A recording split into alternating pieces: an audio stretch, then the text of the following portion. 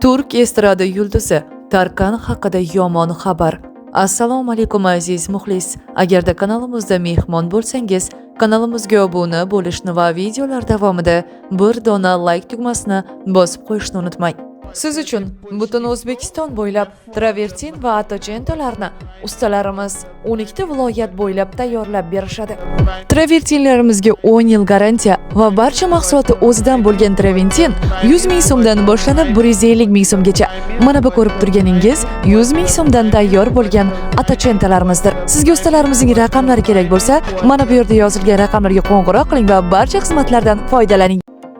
Turkiya estradasining yorqin yulduzi Tarkan oilasida judolik yuz berdi. Xonandaning onasi Neshetevet o'g'li Antalya shifoxonasida yurak xuruji tufayli vafot etdi.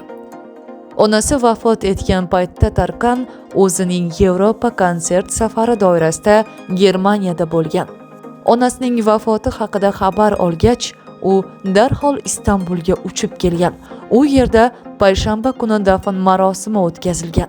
Ta'kidlanishicha, o'tgan kelin Neshetevet o'g'li Istanbulda qon tomirlarida qonning yaxshi aylanmasligi tufayli shoshilinch operatsiya qilingan va undan keyin tiklanish davrida bo'lgan.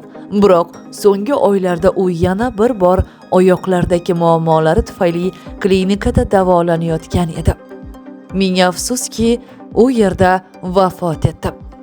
Tarkanga va butun oila a'zolariga kanalimiz nomidan o'z ta'ziyamizni bildiramiz. Turk estradasi yulduzi Tarkanning muxlislari video ostida bir dona like tugmasini bosib, o'z fikrlaringizni kommentariyada yozib qoldiring.